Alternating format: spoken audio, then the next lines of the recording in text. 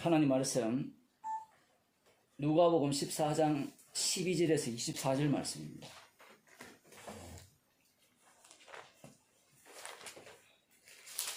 누가복음 14장 12절에서 24절 말씀 제가 읽어드리도록 하겠습니다. 또 자기를 청한 자에게 이르시되 네가 점심이나 저녁이나 베풀거든 벗이나 형제나 친척이나 부한 이웃을 청하지 말라. 두렵건대 그 사람들이 너를 도로 청하여 네게 갚음이 될까 하라. 잔치를 배설하거든 차라리 가난한 자들과 병신들과 저는 자들과 소경들을 청하라. 그리하면 저희가 갚을 것이 없는 고로 네게 복이 되리니 이는 의인들의 부활 시에 네가 갚음을 받겠음이니라 하시더라. 함께 먹는 사람 중에 하나가 이 말을 듣고 이르되 무릇 하나님의 나라에서 떡을 먹는 자는 복되도다 하니 이르시되 어떤 사람이 큰 잔치를 배설하고 많은 사람을 청하였더니 잔치할 시간에 그 청하였던 자들에게 종을 보내어 가로되 오소서 모든 것이 준비되었나이다 하매 다 일치하게 사용하여 하나는 가로되 나는 밭을 샀음에 불갑을 나가 보아야 하겠으니 청컨대 나를 용서하도록 하라 하고 또 하나는 가로되 나는 소 5겨리를 샀음에 시험하러 가니 청컨대 나를 용서하도록 하라 하고 또 하나는 가로되 나는 장가 들었으니 그러므로 가지 못하겠노라 하는지라. 종이 돌아와 주인에게 그대로 고하니 이에 집주인이 노하여 그 종에게 이르되 빨리 시내의 거리와 골목으로 나가서 가난한 자들과 병신들과 소경들과 저는 자들을 데려오라 하니라. 종이 가로되 주인이여 명하신 대로 하였으되 오히려 자리가 있나이다. 주인이 종에게 이르되 길과 산울가로 나가서 사람을 강권하여 데려다가 내 집을 채우라. 내가 너희에게 말하노니 전에 청하였던 그 사람은 하나도 내 잔치를 맛보지 못하리라 하였다 하시니라. 아멘. 오늘 본문 말씀은 별로 어렵지 않습니다. 예수님께서 자기를 청한 사람이죠. 우리 14장 1절에 보면 안식일날 이 바리새인의 두령이죠. 한 두령이 예수님을 자기 집으로 초대했죠. 초대해서 예수님을 엿보면서 예수님께서 안식일을 어떻게 안식일 날을 지키는지 지키지 않는지 이제 관찰을 하면서 어떻게 그다음 처리할 것은 잘 모르겠습니다만은 물론 죽이려고 하겠죠. 그런 상황 중에 이제 예수님께서 말씀하신 거죠. 지난주 우리가 살펴본 본문은 이 잔치에 왔을 때 상좌에 앉는, 그래서 누구든지 자기를 높이는 자는 낮아지고 자기를 낮추는 자는 높아지리라는 그 말씀을 하신 이후에 이제 자기를 청한 사람에게 예수님께서 말씀을 하시는 거예요. 그런데 예수님께서 말씀을 하실 때 우리들이 생각하는 방식으로 예수님이 말씀을 하지 않습니다. 성경 말씀은 우리들의 예상과 우리들이 기대하는 바를 말씀하지 않아요.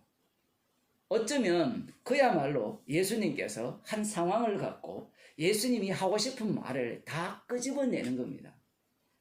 끄집어낼 때 인간들은 자기 마음속에 품어있던 것들을 그대로 다 토해내는 거예요. 그러니까 성경 말씀 자체가 사람들이 기대하는 만큼 그러한 답을 주지 않는다는 얘기입니다.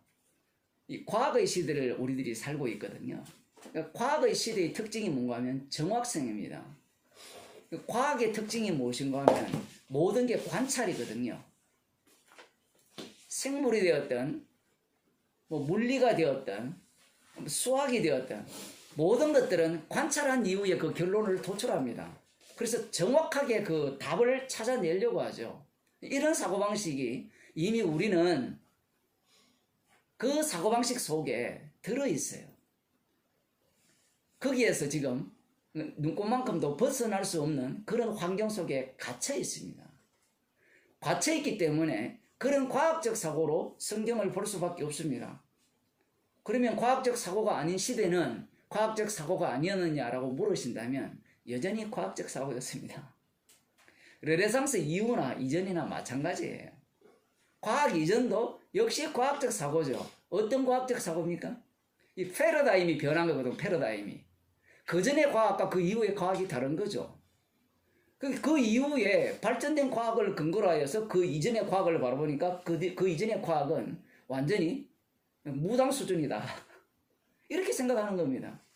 대표적인 경우가 점성술이잖아요. 하늘의 별을 보고 내 운명을 점치는 것은 이건 어떤 거예요? 과학이에요? 비과학입니까? 인간들은 자기들이 선 자리에서 모든 것을 판단하고 분석을 하죠. 예수님 당시 유대인들도 마찬가지입니다. 유대인들이 바보들이 아닙니다. 유대인들은 이 구약 성경을 굉장히 합리적으로 탐구를 했습니다. 오늘날로 표현하면 과학적이죠. 성경을 합리적으로 그리고 역사적인 그 흐름 속에서 하나님께서 우리에게 어떤 말씀을 하셨고 어떤 일을 행하셨고 앞으로 어떤 일을 이룰 것인가 거기에 대한 소망을 그들이 갖고 있었던 겁니다. 그런 상태에 놓여 있는 자들이 지금 예수님의 말씀을 듣는 자들이에요.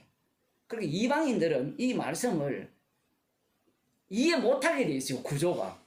성경 말씀 자체가. 그걸 먼저 인정을 해야 돼요. 근데 문제가 뭔가 하면 이방인들인 우리들은 성경을 읽으면 안다고 생각하거든요. 유대인들이 하나님의 말씀을 깨닫지 못했다면 우리도 못 깨닫게 돼 있어요. 구조가. 오늘 본문은 왜 못 깨닫는가? 그 이유에 대해서 예수님께서 분명히 말씀하시면서 예수님의 자기 증거를 합니다. 예수님의 자기 증거는 상대는 절대로 못 알아듣게 되어 있어요. 구조가. 잔치를 베풀었는데 이 식사 자리를 베풀었어요. 그러니까 점심 식사나 저녁 식사를 초대한 거죠. 초대를 할 때 지금 이 바리새인의 두령은 누구를 초대했습니까? 예수님, 좀 잘 나가는 예수님이죠. 유명한 예수님이잖아요.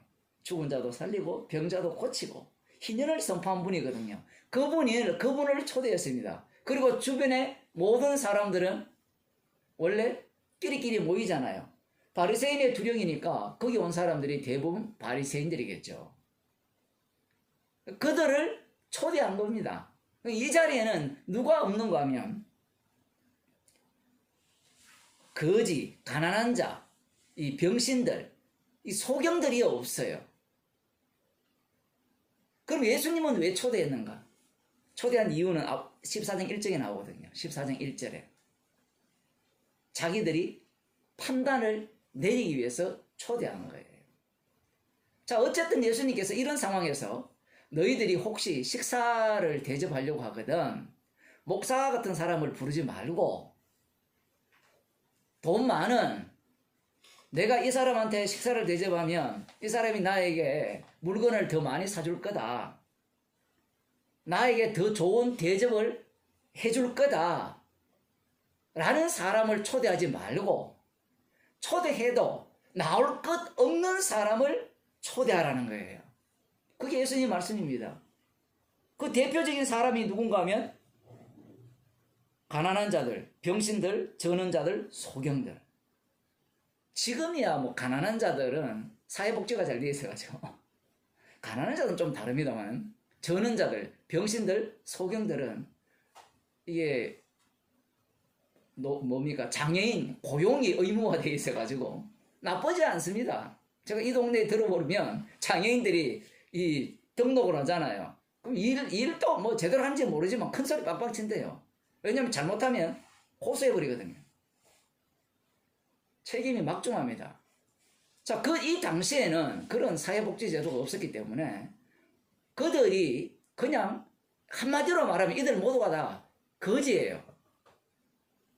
거지를 초대하면 불편한 게 한두 가지가 아니죠. 특히 이런 문화권에 있는 사람, 신발 신고 들어오는 문화권이 아니라 신발 벗고 들어오는 문화권에 있는 사람들은 일단 신발부터 벗으면 뭐예요? 냄새가 얼마나 많이 나겠습니까? 옷들은 또 어때요? 어쨌든 그런 사람들을 초대하라는 거예요. 그런데 예수님께서 그런 사람을 초대하기 전에 먼저 누구를 언급하는가 하면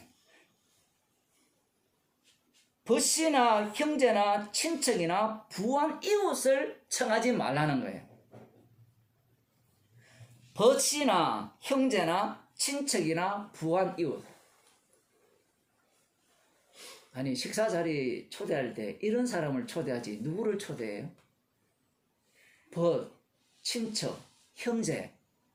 이게 기본 구조잖아요. 그 다음 누구를 초대합니까? 부한 이웃. 부한 이웃이라는 것은 나에게 손해를 끼치지 않는 이웃을 초대하는 거예요.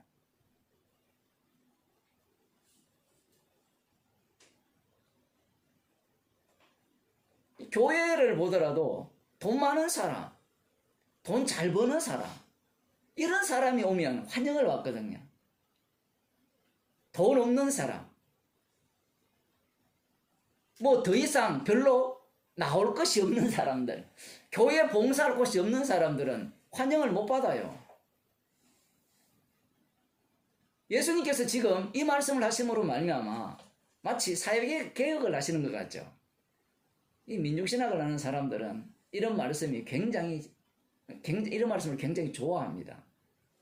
왜냐하면 부한자, 형제, 이웃, 벗 이런 자들은 이미 잔치를 청할 정도이니까 이 주위에 있는 사람들은 괜찮게 사는 사람들이거든요. 여러분이 누구하고 놀아요? 벗이라고 하면, 친구라고 하면 어떤 사람을 친구로 사귀입니까? 맨날 돈 빌려다는 사람은 친구로 안 하잖아요.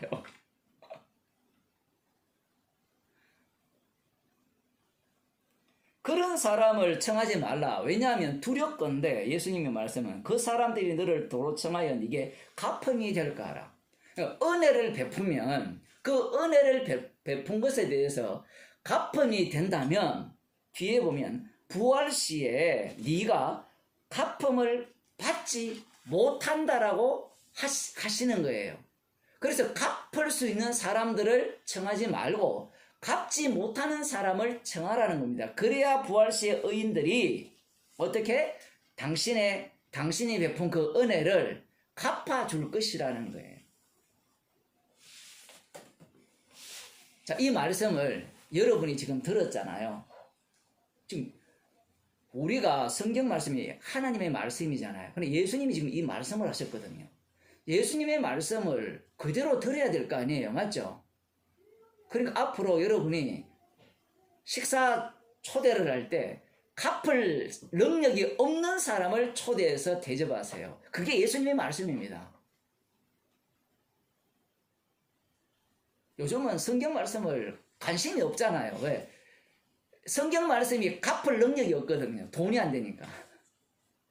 기껏해야 우리가 기복신앙을 갖고 있는 그런 사람들이야 성경 말씀을 부지런히 읽죠.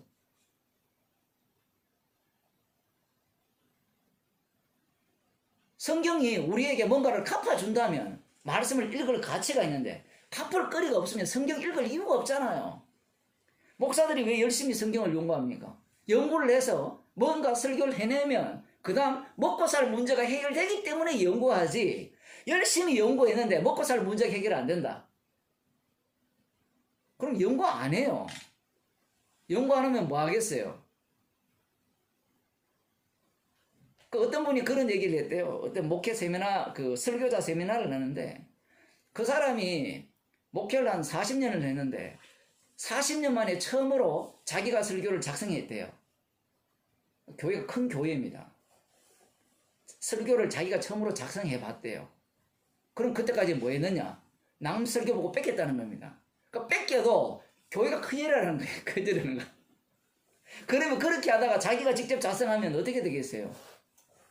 그 내용이랑 그 내용이랑 다를 바가 없습니다.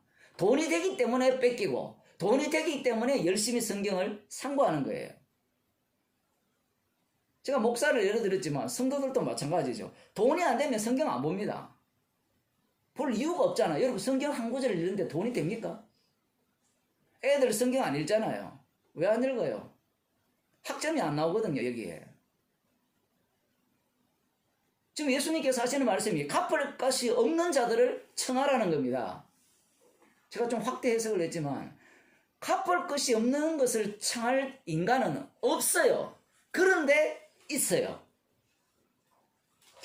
이 말씀 끝난 이후에 15절을 보세요. 함께 먹는 사람 중에 하나가 이 말을 듣고 이르되 무릇 하나님의 나라에서 떡을 먹는 자는 복되도다. 예수님의 말씀을 딱 듣고 박수를 치는 거예요. 이야, 하나님의 나라에서 떡을 먹는 자는 복되도다. 이 하나님 나라가 어떤 나라인가 하면 구약에서 선지자들이 예언한 메시아 왕국입니다. 다윗의 씨에서 태어날 다윗 왕으로 오실 그분이 왕으로 세워지는 그 나라에서 떡을 먹는다는 거예요. 그런데 지금 함께 이 말씀을 듣는 사람 중에 이 말을 했거든요. 함께 우리가 먹는 중이라고 하는데 그 헬라어 성경에는 먹는다는 표현은 없고 그냥 이렇게 유대인들 이렇게 누워 있거든요. 앉는다는 그 함께 앉아 있는 사람들 중에 이런 이야기를 한 거예요. 이런 이야기를 했다는 것은 예수님의 말씀을 알아들었다는 겁니다. 다 알아들었잖아요. 갚을 것이 없는 자를 청하라는 말을 누구나 다 알아듣거든요. 그럼 이 사람이 하나님 나라에서 떡을 먹는 자는 복이 있다라고 이야기하는 이유가 뭘까요? 나는 예수님의 당신의 말씀대로 살았다는 얘기예요. 바리새인의 기도, 나중에 누가 보고 후반부에 나오거든요. 16장인가 18장인가. 바리새인이 뭐라고 기도합니까? 내가 일회에 2번 금식하고 그 금식한 재물을 어디에서 쓸까요? 구제하는 데 쓴 거예요. 우리는 바리새인들이 자기만 챙겼다라고 이야기하지만 그 자기만 챙겼다라는 표현은 예수님이 그렇게 규정한 거예요. 사람들이 볼 때는 자기만 챙긴 이기주의자가 아니에요. 개인주의자도 아니에요. 오로지 말씀대로 그들은 살아간 겁니다. 바울 이야기를 한번 들어보세요. 율법의 의로는 흠이 없다 하잖아요. 율법의 의로로 흠이 없으려면 레위기로 가면 가난한 자, 고아, 과부를 돌보라 했거든요. 그런 일을 했다는 겁니다. 그래서 율법의 의로는 흠이 없다는 거예요. 예수님의 말씀을 들어보니까 지금 우리가 비록 이 우리에게 갚을 자도 청하지만 이 사람이 들어보니까 우리는 이렇게도 살지만 당신 말대로 갚을 것이 없는 자를 청하여서 대접한다는 거예요.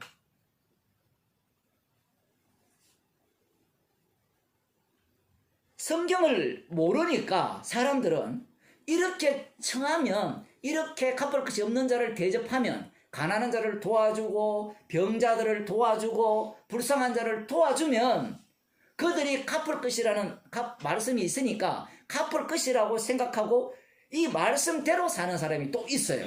그들은 성경을 보죠. 이 구조가 희한하죠. 복음을 안다는 사람은 성경 안 보고 복음 모르는 사람은 성경을 보면서 열심을 내죠.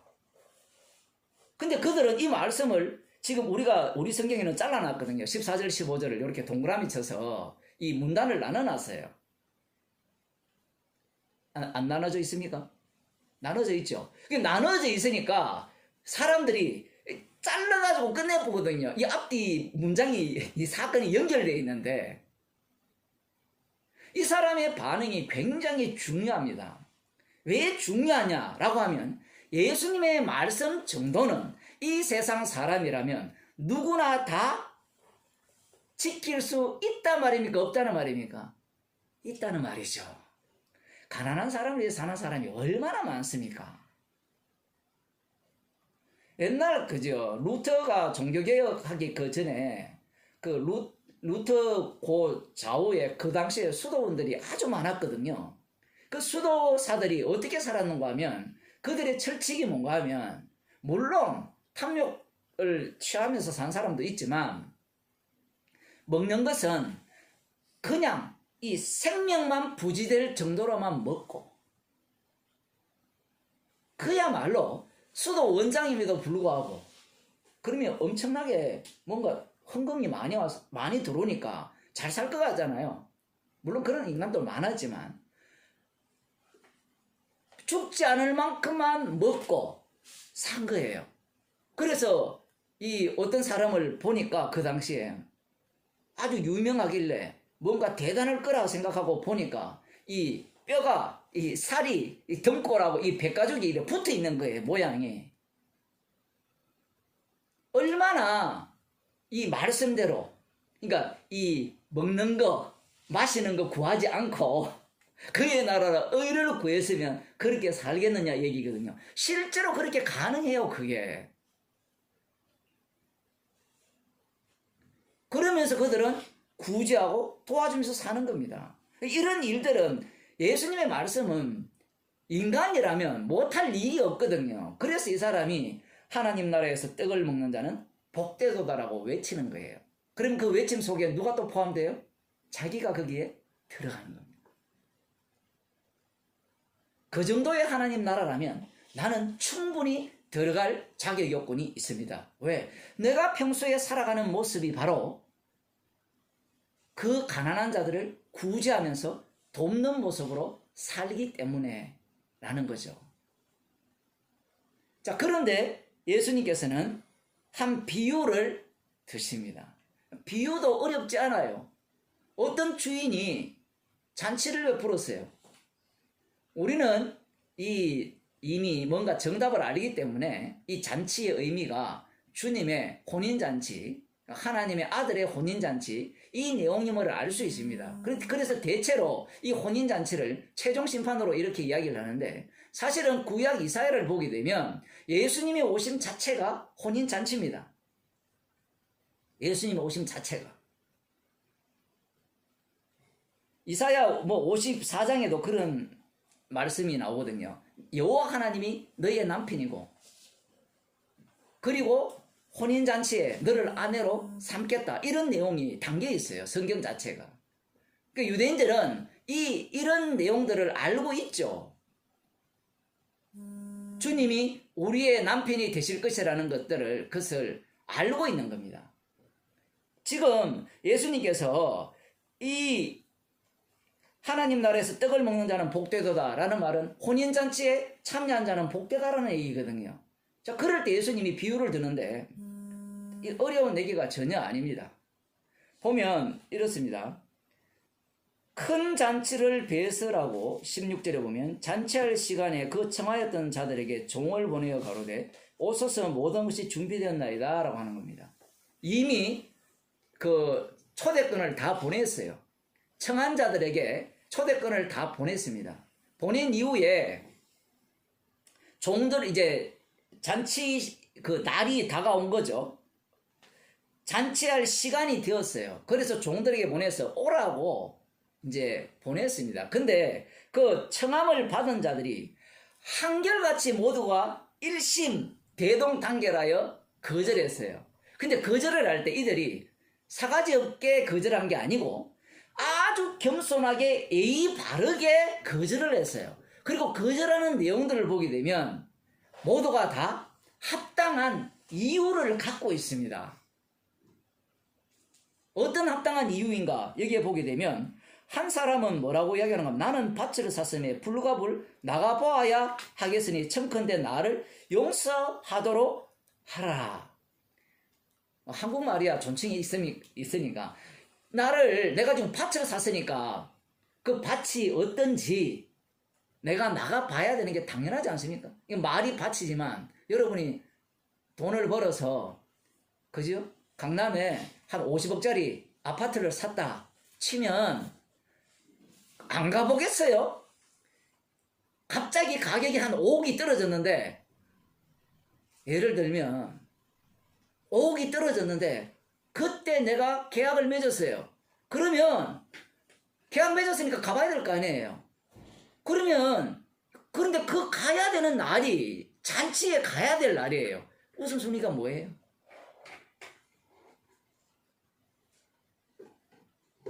그래서 미안하다는 겁니다. 나를 용서해 주세요. 내가 청함을 받았지만 내가 거기보다도 지금 더 급한 내 문제가 발생했다는 거예요. 나의 재산. 합당한 이유 아닙니까? 두 번째는 이렇게 얘기합니다. 소 5개리를 샀음에 시험하러 가니 청컨대 나를 용서하도록 하라. 뭐 옛날에는 소 2마리씩 해서 5개리 하면 10마리쯤 되겠죠. 그래서 이 소들이, 이것도 얼마나 큰 재산입니까? 옛날 농경시대에. 이 소들을 시험해야 될 거 아니에요. 그죠? 그러니 당신의 초대에, 그 잔치 자리에 갈 수가 없다는 겁니다. 왜? 그 잔치는 누구를 위한 잔치예요? 주인을 위한 잔치고 이 소나 밭은 누구를 위한 거예요? 나를 위한 건데 내보다 더 소중한 게 어디 있어요? 그 다음 세 번째 사람을 봅시다. 또 하나는 가로되 나는 장가 들었으니 그러므로 가지 못하겠노라. 아니 자기가 장가 드는 것보다 더 급한 일이 있습니까 여러분? 장가 드는 날인데 지금 장가 들었어요. 이제 신혼여행 가야 되는데 잔치집에 오라는 거예요. 아니 내가 나무집 잔치집에 가서 그 자리를 빛내줄 이유가 뭐가 있어요? 지금 내가 장가 들었는데 내 잔치가 더 중요하지 타인의 잔치가 뭐가 그래 중요합니까? 예수님의 비유는 어렵지 않습니다. 어렵지 않기 때문에 사람들은 예수님의 비유는 알아듣기 쉬우라고 헬라어로 파라볼레인데 이 비유를 든다는 거예요. 우리도 마찬가지죠. 어떤 설명을 할 때 비유를 들잖아요. 비유를 드는 이유는 좀 더 쉽게 납득하게 하기 위해서 비유를 드는 거죠. 그런데 예수님의 비유는 쉽게 알아듣게 하기 위해서 비유를 드시는 것이 아니라 그래 쉽게 알아들었지? 그러니 너희들은 지옥 백성이야. 이 얘기를 하기 위해서 비유를 드는 거예요. 상식적으로 보세요. 이 주인이 화를 내면서 어떤 일을 벌이는가 하면 길거리나 그 거리에 나가서 골목에 나가서 누구를 데리고 오라고 하는가 하면 사람을 강건하여 21절을 보면 가난한 자들과 병신들과 소경들과 저는 자들을 데리고 오라는 겁니다. 자, 앞부분에 예수님께서 뭐라 말씀하셨습니까? 벗이나 형제나 부한 이웃을 청하지 말고 똑같은 말씀을 하셨죠. 가난한 자나 병신들과 소경들과 저는 자들을 청하라 했죠. 그들을 데리고 오라는 겁니다. 그들을 잔치집에 데리고 오라는 거예요. 왜? 그들이 원래 청한 자들 한번 보세요. 밭을 샀죠. 소 5개리 샀죠. 그 다음 잔치를 장가를 들었죠. 옛날에나 지금이나 장가 들으면 돈 많이 들어요. 어쨌든 괜찮은 사람들입니다. 이들이 잔치집에 못 오겠다니까 그 빈자리를 누구로 메꾸는가 하면 가난한 자들, 병신들, 소경들, 저는 자들로 채우는 겁니다. 그럼에도 불구하고 자리가 아직 남아있어요. 그러니까 주인이 나가서 강근하여 강제로 사람을 데려다가 잔치집에 데려오라는 거예요. 또 오늘날 이걸 갖고 교회가 강제로 데려와서 교회에 데려오라 이 얘기를 적용하는데 지금 이 비유는 그게 그런 이야기가 아니에요. 두 사람이 이렇게 비교가 되잖아요. 두 부류가. 한 부류는 예수님이 뭐라고 말씀하셨습니까? 갚을 것이 없는 자들이잖아요. 잔치집에 초대를 냈을 때 원래 초대받은 자들은 뭔가 가진 것들이 많죠. 가진 것들이 많으니까 어떻습니까? 자기의 그 가진 것들이 소중하기 때문에 당신의 잔치집에 갈 수 없다라는 거죠. 그런데 지금 강건하여 데리다가 오는 사람들은 자기 의사와 자기 일과 상관없이 그냥 강제로 들어간 거예요. 강제로. 자기 공로가 없어요. 그 다음 가난한 자, 병신들, 전원자들, 소경들 이들도 마찬가지죠. 자기 일이 뭐예요? 빌어먹는 것밖에 없는데 빌어먹는 것보다 잔치집에 가서 맛있는 거 먹는 게 훨씬 나을 거 아닙니까? 그러니까 그냥 고마울 뿐이에요. 그렇게 예수님께서 이 비유를 말씀하시면서 마지막에 이렇게 끝냅니다. 전에 청하였던 그 사람은 하나도 내 잔치를 맛보지 못하리라 하였다 하시니라. 이게 끝이에요. 예수님이 진짜 너무 불친절합니다. 뭐 비유를 말씀하셨으면 뭔가 알아듣게 말씀하셔야 되는데 전에 청하였던 자들은 한 사람도 내 잔치를 맛보지 못하리라. 이게 끝이에요. 이 성경 말씀 자체가. 그럼 어떡하란 말입니까? 사람들은 이 말씀을 보면서 어떻게 이해하는가 하면 방금 말씀드린 것 같이 갚을 것이 없는 자를 초대하라. 그럼 그렇게 하면 내가 어떻게 잔치에 참여할 수 있다. 이렇게 이해를 하든가. 그 다음 이제 하나님 나라에서 떡을 먹는 자는 복되도록 하고 하신 이후에 이 잔치를 베풀었을 때 거기에 응하지 않는 자와 거기에 들어갈 수 있는 자를 구분했으니까 우리는 어디에 해당되는 사람들인가 하면 이 거지나 가난한 자나 이쪽에 해당시키는 거예요. 근데 이게 안 맞아요. 앞뒤가. 왜 안 맞는가 하면 갚을 것이 없는 자를 대접했잖아요. 근데 뒤에 보면 가난한 자, 거지 이들이 나라면 이게 앞부분하고 뒷부분이 안 맞죠. 제가 지금 설명이 어려운 것 같은데 무슨 얘기인가 하면 앞부분에는 뭔가 대접을 했잖아요. 자기가 갚을 것이 있는 자들. 그러니까 마지막 때에 의인들이 당신들에게 갚을 것이다 라고 했으니까 자기의 행위가 있잖아요. 그런데 예수님의 비유에서 이 잔치에 들어간 자들은 아무것도 한 게 없어요. 아무것도 한 것이 없단 말이에요.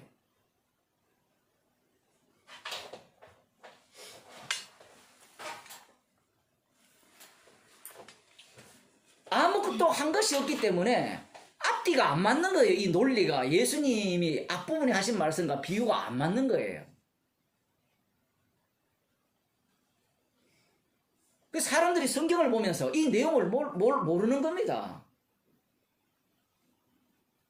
왜 그걸 앞뒤가 안 맞으면 아까 제가 처음 설교를 시작할 때 그런 얘기했죠. 사람들은 정확성을 요구한다고요. 이 정확성이야말로 인간의 승리라고 이야기합니다. 과거의 시대에. 칼 세건의 코스모스에 그런 얘기가 나오거든요. 그 책에 보면 이 정확성이 인간의 승리입니다. 인간 지성의 승리죠. 그런데 그 정확성을 갖고 성경을 읽어가면 정확한 답이 안 나와요. 두 가지가 나오죠. 갚을 것이 없는 자를 대접하는 얘기가 나오고 이게 이 사람이 하나님 나라에서 떡을 먹을 수 있는 사람이고 또 한쪽은 어떤 사람인가 하면 거지, 가난한 자, 병신, 소경, 저는 자 그리고 자기는 가기 싫은데 강제로 들어간 자 이런 자들이 하나님 나라에서 떡을 먹는 거예요. 조건이 두 가지잖아요.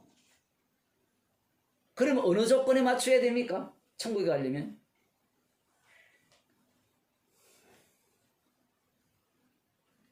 인간들은 이 두 조건을 다 맞출 수가 없어요. 왜? 한 사람이 두 줄을 못 섬기거든요. 무조건 양자택일을 하게 돼 있어요. 그래서 이 성경을 보면서 둘 다 이 정확하게 나와야 되는데 둘 다 완전히 다른 이야기. 한쪽은 행위잖아요. 행위로 하나님 나라에 가는 거고 다른 한쪽은 뭐예요? 행위 없이 들어가는 거잖아요. 이 두 개 다가 있으니까 사람들이 이걸 통일시켜야 될 거 아닙니까? 그럼 통일시키는 방식이 뭐예요? 믿음으로 구원을 얻는다니까, 은혜로 구원을 얻는다니까 앞부분에 한 그 행위 있잖아요. 갚을 것이 없는 자를 청하라. 이 본문은 삭제해서 날려버리죠. 날려버리고 이 본문에서 남기고자 하는 것은 자기 편한 대로 은혜로 구원받는 데 있으니까 뒷부분만 취하여서 자기 구원받는 용도로 사용해버립니다.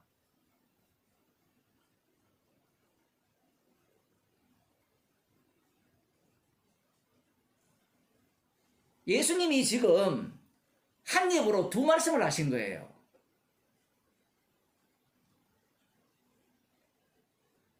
신학이라는 것 자체가 어떤 내용을 담고 있는가 하면 신학 자체를 이야기하면 무조건 일관성이에요. 그 정확성이거든요. 달리 표현하면. 왜냐하면 정확한 신학을 해야 정확한 구원을 받는다는 게 신학하는 이유입니다. 신학을 했는데 정확하지 않으면 어떻게 돼요? 그걸 이야기를 못할 거 아니에요. 그런데 성경을 보면 이게 정답은 하나여야 되는데 정답이 두 개가 나왔어요. 두 개가 나왔으니까 인간들이 취할 수 있는 방식은 앞부분을 취하든지 뒷부분을 취하든지 둘 다 취하면 이게 앞뒤가 안 맞기 때문에 절대로 둘 다를 못 취하게 돼 있어요. 그럼 예수님의 말씀은 어떤 의미를 담고 있는가? 지금 이 예수님의 말씀을 듣는 자들은 이미 자기들은 하나님 나라에 들어갈 수 있을 것이라는 확고한 믿음을 갖고 있습니다. 자기들의 행위는 완벽한 준비가 되었다는 거예요. 그래서 하나님 나라에서 떡을 먹는 자는 복이 있다라고 외칩니다. 외쳤을 때 예수님은 그 잔치에 들어갈 수 있는 사람은 너 같은 자가 아니야라고 밀쳐내요. 그 밀쳐내면 우리는 또 어떤 생각을 갖게 되는가 하면 밀쳐냈기 때문에 자기 행위를 갖고 갚은 자가 천국 들어가는 곳이 아니야 라는 것을 또 무시하죠. 근데 주님은 둘 다를 이야기함으로 말미암아 천국 갈 자 없다 이야기입니다. 결론은.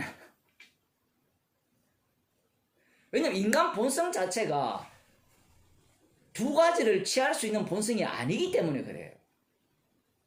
그러면 예수님께서 이들의 문제를 무엇으로, 이들의 문제가 뭔가 거기에 대한 지금 말씀을 하시는데, 이들은 지금 어디에 관심이 있는가 하면 자기 구원에 관심이 있어요.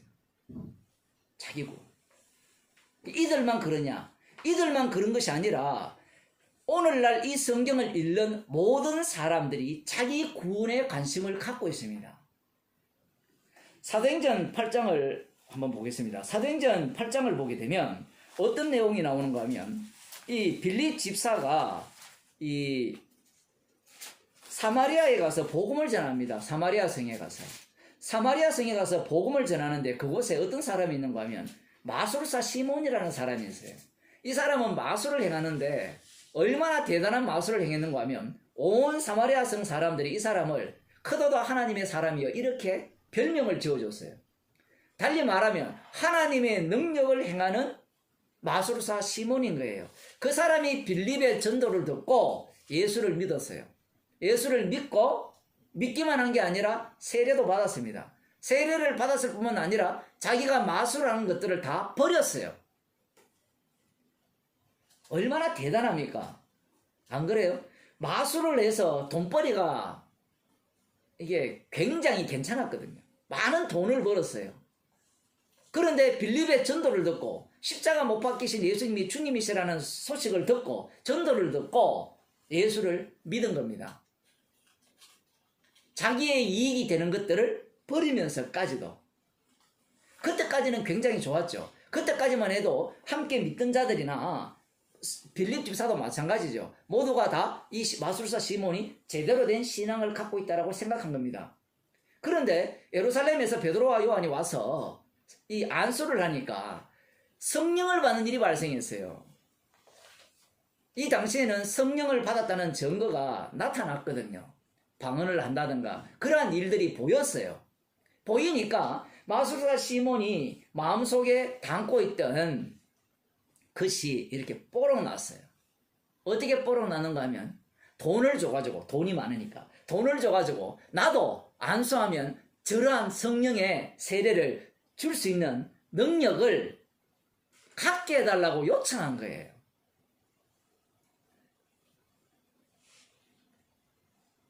마술사 시몬이 예수님을 믿은 이유, 그 이유가 비로소 밝혀지는 겁니다. 그 전까지는 마술사 시몬 자신도 몰랐어요. 그런 걸 원할지. 그런데 환경을 그런 식으로 몰아가니까 돈을 줘서라도 어떻게? 그 능력을 내가 살 수 있다라고 생각한 겁니다. 이걸 제가 본문을 보면서 그런 생각이 문득 들더라고요. 오늘날 장로가 된다든가 권사가 되면 돈을 내야 되잖아요. 이 목사가 마술사 시몬이에요. 돈 안 내면 장로 안 시켜줍니다. 장로 세웠다가도 돈 안 내면 장로 날릴 수도 있어요. 이 거래를 하는 거예요. 지금 마술사 시몬의 문제가 무엇인가 하면 이 십자가에 못 박히신 예수님이 주님이심을 이 빌립 집사님이 제대로 전했을 거 아닙니까? 제대로 전했는데도 불구하고 십자가에 못 박히신 이 예수를 어떤 식으로 이해를 했는가 하면 자기를 위한 예수로 이해를 한 거예요. 자기를 위한 예수. 지금 갚을 것이 없는 자들을 초대하라고 했을 때는 사람들이 어떻게 이해하는가 하면 그래 우리가 마지막 때에 심판날에 우리가 갚을 것이 없는 자에게 대접했기 때문에 그들로부터 그들에게 행한 것을 통해 보상을 받을 거다라는 말씀을 어떻게 이해하는가 하면 예수님 자기 증거를 위해서 그 말씀을 하셨는데 인간들은 자기 구원을 위해서 그 본문을 해석하는 거예요. 내가 구원 받으려면 갚을 것이 없는 자를 대접해야 된다는 겁니다. 그 사상이 어디에서 고스란히 나타나는가 하면 뒤에 비유에서 나타나는 거예요. 그 앞부분에 나오는 자들이 뭔가 하면 예수님의 말씀을 정확하게 해석한 자들이 있죠. 가난한 자들, 저는 자들, 소경들, 병신들에게 대접해야 나중에 하나님 나라에 들어갈 때 내가 거기에 대한 내 행위에 대한 보상을 받을 거다라는 확신을 가진 자들에게 예수님이 비유로 말씀하심으로 말미암아 그런 생각 자체가 바로 잔치에 초대했을 때 잔치의 초대를 거절하는 그 인간들이 갖고 있는 사고방식이라는 겁니다. 그 사고방식이 뭐냐? 아니 밭을 샀고 지금 소 5개를 샀고 장가 드는데 그것보다 더 중요한 게 뭐가 있느냐 얘기예요. 근데 이걸 달리 표현하면요, 내 구원보다 더 중요한 게 뭐가 있느냐는 겁니다. 그럼 결국은 예수님의 말씀을 어떻게 이해하는 거면 모두가 다 자기 구원으로 이해하는 거예요. 지금 마술사 시몬이 그런 겁니다. 천국이라는 것이 단순히 구원이라는 것이 죽은 후에 간다 그것만 생각하는 게 아니에요. 사람들은 죽은 이후에 가는 그 천국을 생각하면서도 결국은 그 생각이 현실에 그대로 자리 잡고 있는 거예요. 평소 살아가는 모습이 다 나를 위한 삶이라는 겁니다. 근데 예수님의 비유를 들어보면 여기에 누가 빠져나갈 수 있어요? 밭을 샀는데 그 밭 보러 가는 게 중요하지 복음 듣는 게 중요합니까? 성경 말씀 배우는 게 뭐가 중요해요? 그거 하나도 안 중요해요. 그거는 가도 되고 말아도 되는 거예요. 예배 말씀 듣는 거 아무것도 아니잖아요. 지금 그걸 말씀하시는 겁니다. 지금 너희들이 평소 살아가는 게 하나님 나라에 들어가고 싶어서 그래 가난한 자를 대접하지 맞지? 그래 그것 때문에 너희들 교회 오지 맞지? 근데 그것 때문에 교회 왔으니까 너희들이 나를 사랑한다고? 아니야. 그것 때문에 왔는데 지금 당장 네 아들이 병들어 죽게 되었다 생각해봐. 그게 달려가지 않겠어? 갑자기 전화가 왔어. 그러니까 주일날 전화기를 좀 꺼야 되는데 죽을 일이 없거든요. 옛날에 전화 없을 때 어떻게 살았어요?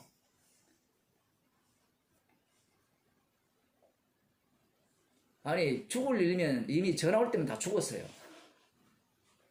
그 전화기를 켜놓는 거예요. 켜놔야 어떻게 돼? 급한 일 있으면 가야 되는 거예요.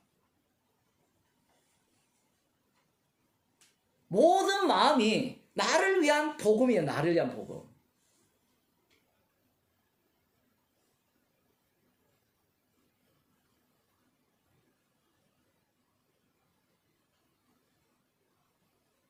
이사야 62장을 한번 보겠습니다.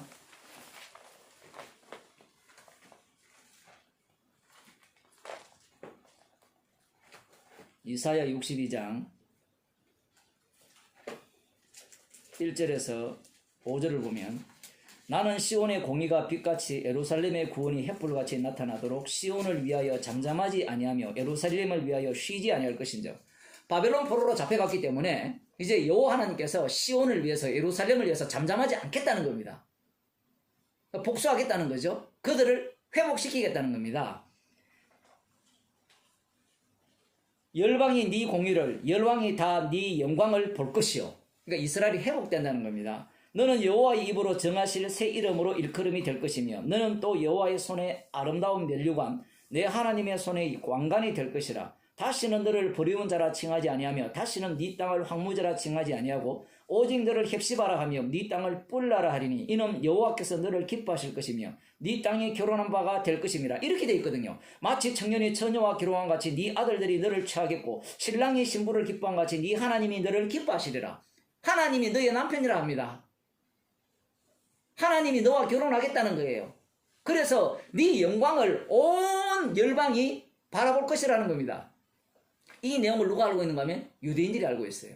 그래서 유대인들은 이 말씀이 자기들을 위한 말씀으로 이해한 거예요. 이스라엘 백성들이 출애굽을 해서 약속의 땅에 들어가잖아요. 약속의 땅에 들어갔을 때 그들은 약속의 땅이 자신들을 위한 땅이라고 생각했습니다. 그런데 예레미야 아니라 레위기를 보게 되면 레위기 18장 25절 이하에 보면 그 땅에 살던 그 원주민들이 왜 쫓겨나는가 하면 그들이 우상숭배했기 때문에 쫓겨났어요. 그러면서 하시는 말씀이 너희도 만일에 그 땅에서 우상을 섬기고 가증한 일을 한다면 그 땅이 너희를 토해낼 것이라고 말씀하셨어요. 이건 굉장히 중요합니다. 천국은 나를 위한 천국이 아니에요. 이스라엘 백성들은 착각했어요. 나를 위한 천국이라고. 나를 위한 약속의 땅이라고. 나를 위해 다윗의 자손이 오실 것이라 그렇게 생각한 겁니다. 혼인잔치가 누구를 위한 잔치예요? 이 아들을 위한 잔치거든요. 아들을 위한 잔치가 되어진다면 나를 위한 잔치는 부정당해야 돼요. 부인당해야 되는 겁니다. 나를 위한 잔치가 부인되지 않는 아들의 혼인잔치는 없습니다. 오늘 이 본문을 읽으면서 우리가 본 이 본문을 읽으면서 사람들은 이 천국을 어떻게 이해하느냐, 나를 위한 천국으로 이해를 하는 거예요. 그런데 예수님의 말씀은 너를 위한 그 천국이 바로 지옥 갈 이유가 되는 거예요.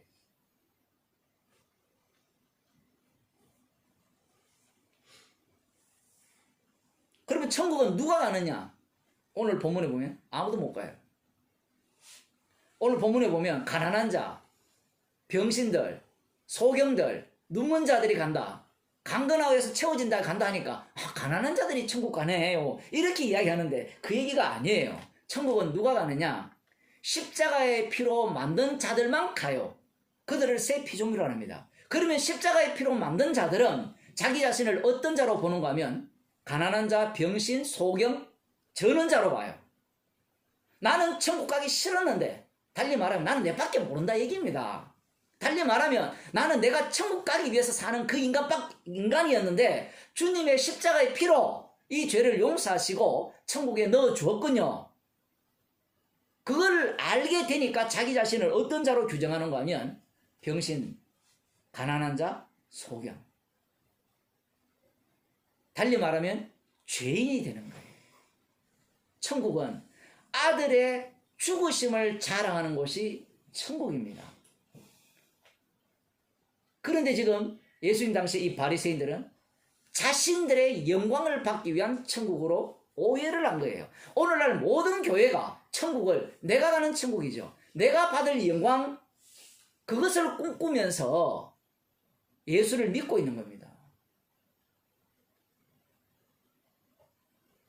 복음이라는 것이 우리가 이 땅의 삶에 있어서 도움이 안 돼요. 예수 믿는 게 도움이 안 된다고요. 왜? 예수님 자신이 아버지의 뜻을 이루는 방식이 십자가에 달려 죽으심이에요. 이 땅에서 제거입니다. 제거. 십자가에 달려 죽는다는 것은 쓸모없다는 거예요. 누가 봐도 저주받았다는 겁니다. 그것이 무슨 희망이 있고 소망이 되고 능력이 됩니까?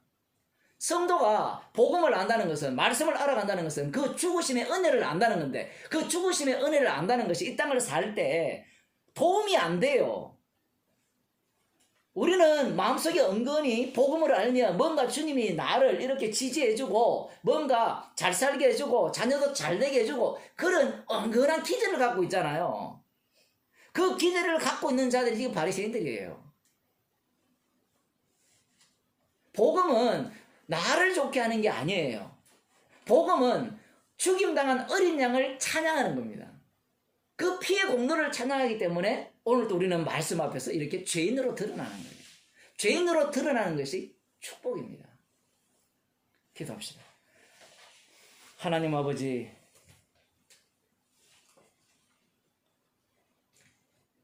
청한 자들은 아무도 갈 수 없는 곳이 하나님 나라이고 어린 양의 피만을 자랑케 하기 위해서 죄인들만 불러서 천국 백성으로 삼으시는 그 주님의 놀라운 방식을 우리에게 알려주심을 감사드립니다. 천국은 나를 위한 천국이 아니라 어린 양의 피를 위한 천국이고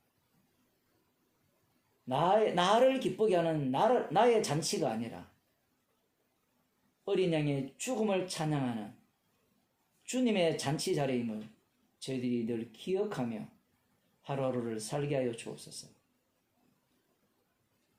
죄인을 부르러 오신 그 주님의 부르심에 우리가 합당하게 되었다는 그 놀라운 사실을 늘 만나면서 감사하는 주의 백성이 되게 하여 주옵소서.